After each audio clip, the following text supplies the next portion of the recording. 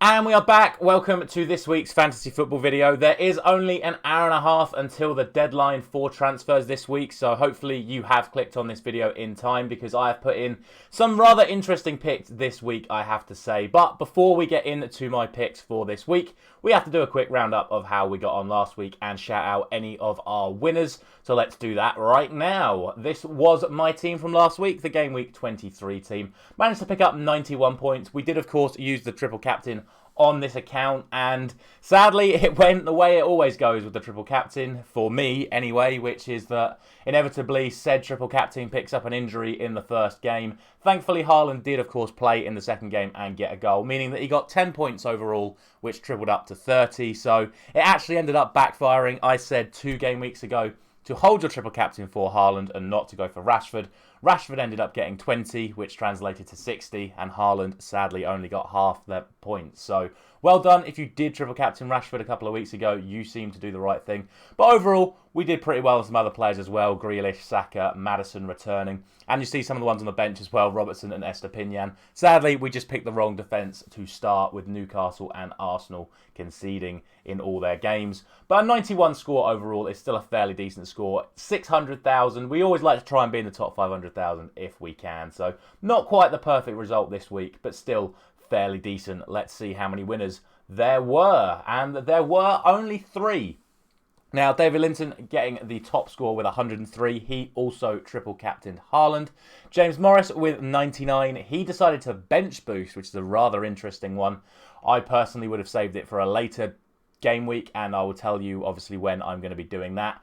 But I would say this week's star has to be Bradley Rutherford, who got 99 points without using any of his chips this week. So a fantastic result for him with a score of 99 just from the team that he had. So those were our only winners this week. There obviously would have been more winners if I hadn't triple captained Haaland, but as I've said before with this series, I do it based off of my actual team for that week, and I will always shout out winners that use their triple captains and bench boosts and whatever to beat my team, because you only get the one for the year, and if you use it as a different time to me, that's all completely up to you. So those are our 3 winners for this week. Let's see what those scores have done to the league table. And obviously that means that James Morris has massively extended his lead at the top of the table, getting over 30 points more than his 2 nearest challengers. And that 103 from David Linton pushing him up into 4th place. But the lead now sits at 70 points for James Morris, and he also gets over 1,500 points for the season so far. A really good move from him last week, but we'll see if the chasing pack can close him down now that they have their bench boosts in hand on him for the remainder of the season. Sadly, my personal team has yet to make it into the top 20, but I can promise you I am creeping up. I believe I'm into 25th now. And if the season started after the World Cup, my team would actually be 2nd in the league overall. So I'm getting there, but not quite on the board just yet. Now let's look ahead to today's games, today's fixtures, and of course this game week's team of players that I think you should be including. So we'll start with the goalkeepers like we always do. I've gone for Kepa as my main goalkeeper and Raya on the bench. The reason I've done this is because a lot of you already have David Raya in your teams anyway, and I think Brentford have a very good chance of getting the clean sheet. But like I say, this video is all about players I think you should be looking at that you might not necessarily already have. And I think Kepa is a great shout this week against Southampton. Still very, very cheap. He's having easily his best season in goal for Chelsea, so I think he's worth a shout as your main goalkeeper for this week. Sticking with the theme of Brentford though, and we are still going to have a Brentford defender, because like I said, I do back them for the clean sheet today. So I've gone for Ben Mee. I normally go for Rico Henry in these videos, but Ben Mee actually sits at 4th overall for all defenders this season. So that is an incredible achievement from him. He picks up a lot of bonus points, and he's been chipping in with a few goals as well. So that is why I'm going to go for Ben Mee. Speaking of bonus points, I've also gone for Craig Dawson, who in his 2 games for Wolves so far has picked up bonus points in both games, despite conceding in one of them. So he's doing pretty well for them. He was very good for West Ham at the back end of last season, so it looks like he's going to start repeating it for Wolves this season. Wolves are, of course, at home to Bournemouth. I did predict them to concede in my predictions video yesterday, but I do think they have a decent chance of getting a clean sheet if they play to their maximum potential, and so Craig Dawson is in. The final one in my starting 11 is a little bit more of a risky one. I've gone for Seamus Coleman. Down the years, he's been a fantastic fantasy football pick, Seamus Coleman. Everton looked very solid against Arsenal at home under Sean Dyche. Leeds look a little bit all over the place at the moment, as I spoke about yesterday. So I think Everton have a pretty good chance of a clean sheet here. And Seamus Coleman has always been good for getting points going the other way as well. So he is in the starting 11. As for my two backup defenders, I've gone for Estepinian again. His form has been fantastic, and I'm glad I advised you guys to pick him up a couple of weeks ago, because he's had back-to-back sevens since I advised you to get him in, and I'm still advising you to get him in against Fulham today, but for now, he's just going to sit on the bench for this week. And my other one is Pedro Porro. A lot of hype around him when he signed for Tottenham. Hasn't had the best first couple of games, but against West Ham at home, and the fact that he'll be playing in the attacking right wing-back position, I would like to think there's a good chance of him doing something today, but I'm not quite confident enough to put him straight into the starting lineup. So for now, he is sort of like my, if you want to take a little cheeky gamble on someone, go for Pedro Porro. He's on the bench. As for the midfield, it's a little bit more renowned in terms of players that I'm sure you have or have been considering getting. We've gone for Marcus Rashford. I don't think I need to say anything more about him.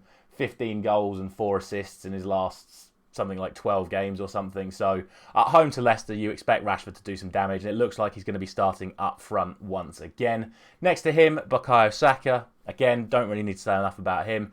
He is playing the best football of his career so far. He is Arsenal's best player at the moment. He's their talisman. He's getting points every game, and obviously he will take penalties if Arsenal get a penalty. Speaking of penalties, we have then got Riyad Mahrez, who took a penalty ahead of Haaland the last time Manchester City had a penalty, and obviously Mahrez is playing some fantastic football right now.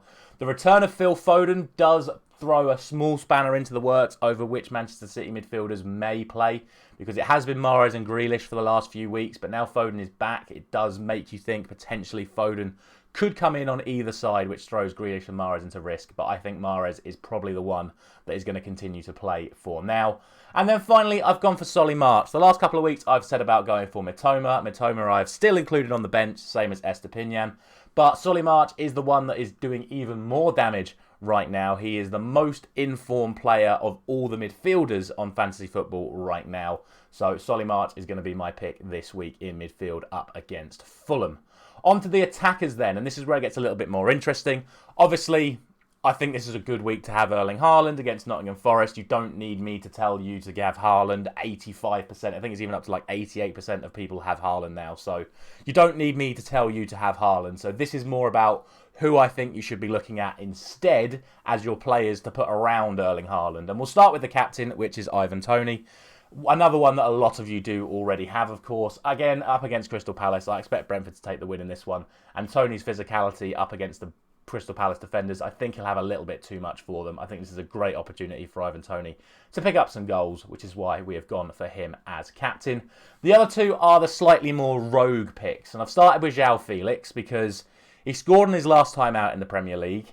He was very dangerous against Borussia Dortmund. He just couldn't quite put the ball in the net. And on another night, he could have easily had a hat-trick. And with the greatest of respects to bottom of the Premier League Southampton, they're not in the same sort of quality bracket as Borussia Dortmund. So I think if you give Chelsea and particularly João Felix the chances that he was getting against Borussia Dortmund, I think he's going to pick up a couple of goals at least against Southampton if he plays in the same sort of vein. So Felix is sort of like my risky rogue out-of-pocket pick for this week.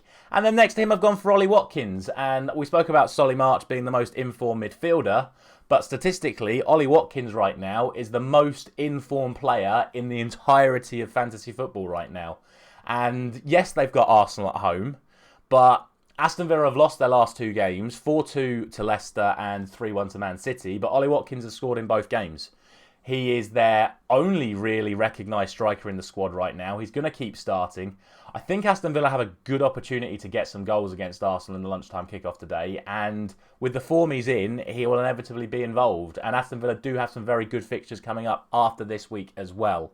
So Ollie Watkins is going to be my final pick. If I was saying right now in terms of strikers you should have, I would say the 3 strikers you should have in your team right now are Haaland, Kane and Ollie Watkins. So he is that important, I think, right now to be looking at having in your teams, and that is why I'm going to include him in my best of team for this week, whilst advising you to have him long term.